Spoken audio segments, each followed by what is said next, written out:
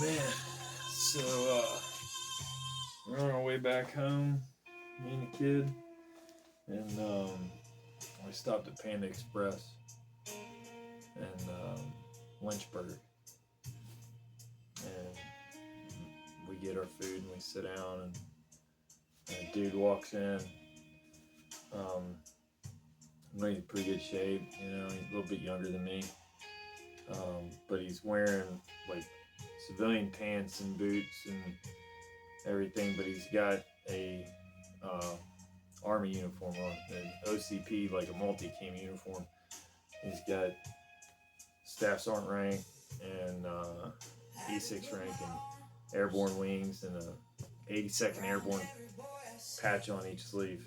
So, your unit patch plus the unit you deployed with. And no CIB or CAB or anything like that, but doesn't matter. Um, and when I first went in the army, it was a big deal. Like, we were not, like, the unit I was in was one of the strictest in the army. Um, yeah, like, we weren't allowed off post in uniform at all. This is when we wore BDUs in the 90s and 2000s, early 2000s, and they were crazy strict. Super strict everything. Grooming standards, height, weight stand. It was one of the best units in the world, and so we weren't really allowed out on our own. Like, if you got caught in uniform in BDUs, that if you got caught in what was called fluff and buff back then, so it's just like no shine to your boots, no crease in your pants. That's when you start to iron everything and polish everything. God forbid you get caught in fluff and buff off post if you aren't going directly from work till home or something like that.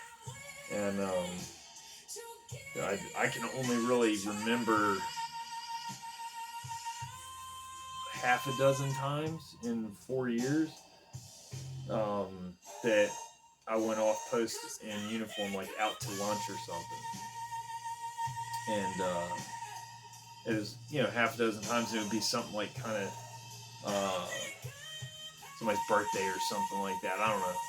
We didn't really get into that stuff. But anyway, so like when before, like, I kind of had an eye opener not too long ago, and I realized, like a few years ago, I would have said something to that dude. I'd have been like, that's kind of a shitbird move, wearing that out the way you are and everything, and the thing is, I don't know that dude. I don't know where he been, what he done. I did. Who am I to assume? At one point, I would have said something. Maybe even said, "Get that off." But it's not that I don't think. It's like more of a degradation of the uniform if you're not like doing it right. And it took me a long time of being in the army. I mean, like most of my adult life, almost all of my adult life, up until recently, to realize that the army that I knew when I was younger does not exist. Even that unit today does not maintain the same standards that we did then. And not that it's a bad thing, really. I mean, it's kind of, there's a little animosity there, I think, for the most part. But when I was there as a kid down there, 20 years old or whatever, I didn't look down. On everybody else on post. It was like everybody kind of had a job to do. But the longer I progressed in the military, I started to have quite a bit of animosity because everybody at the unit I was in did their fucking job, and was the best at their job, or very nearing the best across the board. Um, and and it and it took me a long time in the military to realize that that is such a ridiculously small percentage of the military that are doing the right thing all the time, maintaining the standards all the time, yada yada yada, right? And when I realized that basically not that it wasn't for anything, because it kind of transforms you, you know, for the good and for the bad, you know, there's a give and take there. Um, but I realized that we were so far above everybody else as far as standards went. I'm not going to say morality, but as far as army standards, military standards, like you could take us and put it at that point and physically put us up against anybody in the military, um, as a group for sure. And then there were outliers that were Olympic level dudes, and you know, but it took me a while to realize like that was the height of most of those dudes' lives. So they can't undo it in their head, or they can't be like, all right, well, I'm just not that person anymore. I can't do those physical things I did 25 years ago, and you know, I can't do this, I can't do that, or whatever, right? But a lot of guys have had massive issues just kind of letting go of that part of their life, not necessarily forgetting, but just realizing that that was that part of life, not this part of life, I guess is one way to put it. And my eyes were recently opened to that. I never had a problem with that. Um, you know, because I stayed in, and I stayed at the top of the game, especially physically. Um, you know, the whole time, right? And basically until my body gave out, my back, and you know, and everything. And I think it took a toll on me to maintain that standard. I always thought you were a shitbag if you couldn't run a 13-minute 2 mile, you know, or something close to that. You were a shitbag if you couldn't do 20 pull-ups. You were a shitbag if you couldn't do 100 push-ups in 2 minutes. And then obviously my career morphed and changed and everything. I realized, you know, like that's not necessarily the case. Just because somebody can't do 100 push-ups in 2 minutes doesn't make them a turd. It just means they can't do 100 push-ups in 2 minutes, and they're not going to be the ones doing the stuff that we did 20 years ago. Just like even now, I'm not the dude doing that shit 20 years ago. Um, so it's unfair to hold everybody to that standard, but it doesn't change the fact that there should be different standards. So, like, in my opinion, an E3 in a Ranger battalion should not be getting paid less than an E7 that's cooking breakfast for other soldiers, or uh, something like that. You know, um, it's different if you're held to the same exact standard. Like in that unit, you're everybody from the medics and the mechanics to the line guys to the leadership. We were all held to the same standard, and that's what made it so good. That's why, like, there was never any bitching, never any animosity about that kind of stuff, because everybody was held to the same standard. And then you realize the rest of the army isn't like that. Matter of fact, the rest of the military isn't like that, and they're all getting paid, you know, like everybody's getting paid the same, you know, and it's like it's not fair, right? Um, like we undoubtedly did way more work there doing that than somebody just pulling a 9 to 5 as a pack clerk or something. But anyway, so this cat walks in and he's got the uniform on, and I ain't gonna lie, it rubbed me wrong. I'll never get beyond that, but I have realized, you know, that dude, I don't know him, you know, but that might have been the absolute highlight of his life.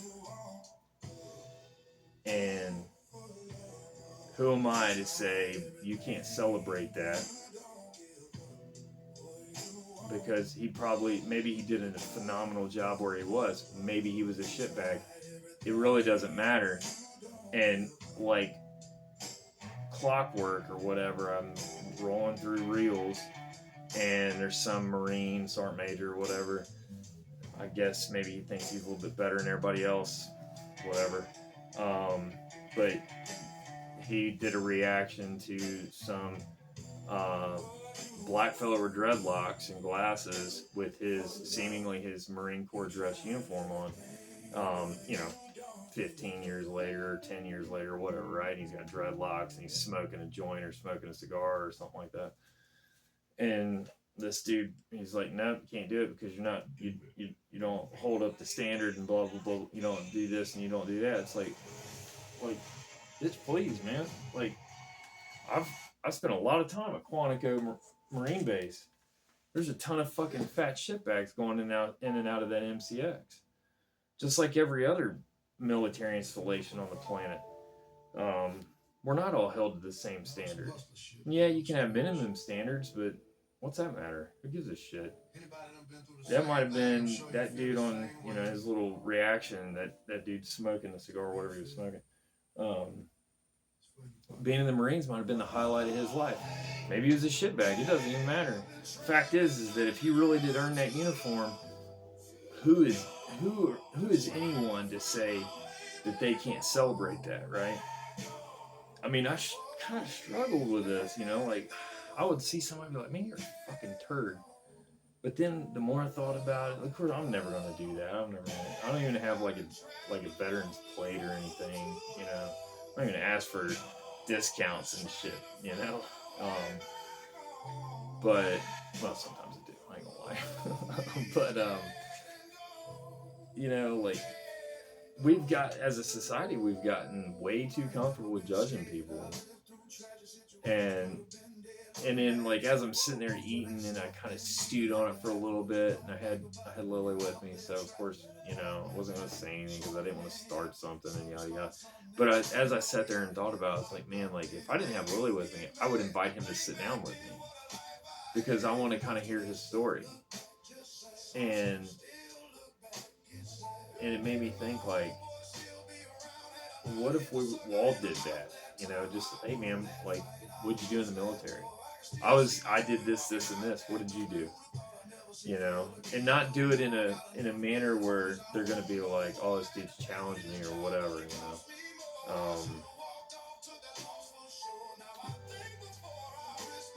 because it is sensitive.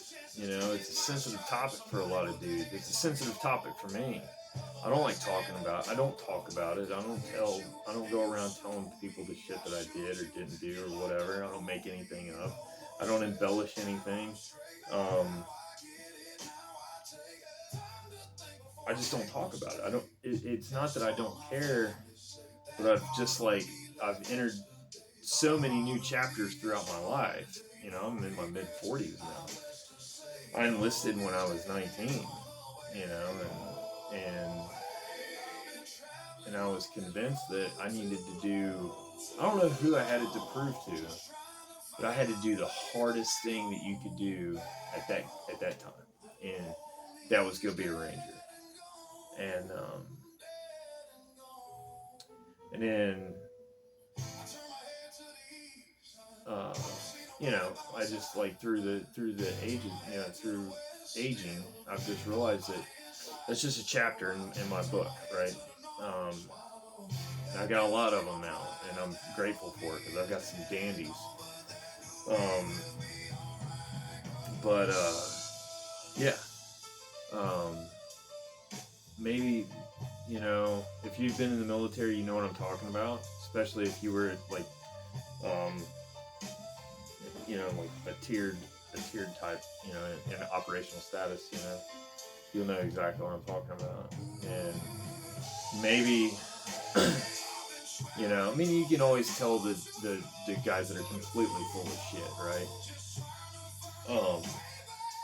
That are standing out with Navy SEAL tridents and Special Forces tabs and stuff like, just dumb shit like that. You can tell the dudes that are completely full of it.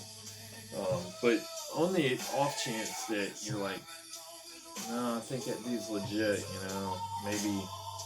maybe the thing that would make his day, week, month, year, whatever, um, be to just have a dialogue, have a conversation, and say, well, what did you do? I did this, this, and this, or this is what I do, or whatever. Be like, what'd you do in the military? And I wonder if it's when we start, like, we as a group, not me, but we as a group, we start to lose that part of our, like, that was a big part of who we were in our humanity. um it was for me. And and I started to wonder.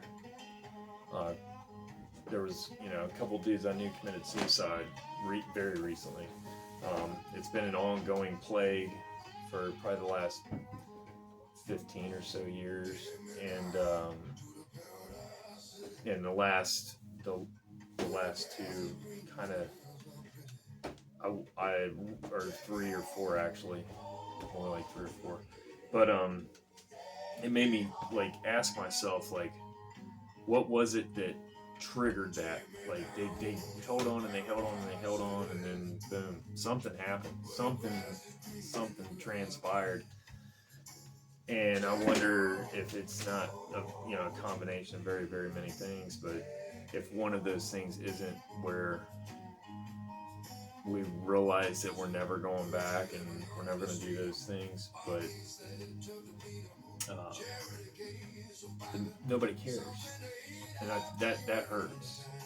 That, like, everything we did, all the sacrifices and the pain and the blood, sweat, the tears, everything. For a lot of us, like, it. I get asked, not all the time, I'm not gonna say that, but every once in a while, and it's the same answer, like, it wasn't worth it. And for me, I've learned to accept it, I guess. That's all you can do. But that guy at Panda Express, maybe he's just not quite there yet. Like I said, he wasn't that much younger than me. And he was in good shape. He was, uh, or, like, the rank was a staff sergeant, so, that's 3 to 5 years to get there. So I don't know how old he was, and I just kind of wonder, and I feel bad now that I'm getting this out and saying it out loud, that I didn't say something, like, um, if that's not the one thing, it just sends some people over, is they realize that nobody fucking cares. Really. I care, but I mean, I've got a reason to care. But nobody, like, the American population at large, does not fucking care. And that sucks, man. That, like, that fucking sucks. But, um, yeah, it's like, when you put it into those perspectives, everything you did for so long, everything you gave up, and then everything you've lost,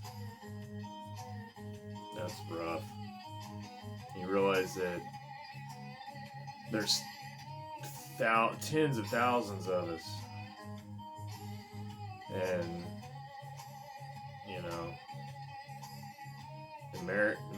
maybe more than that. I don't fucking know, but nobody gives a shit. Nobody fucking cares.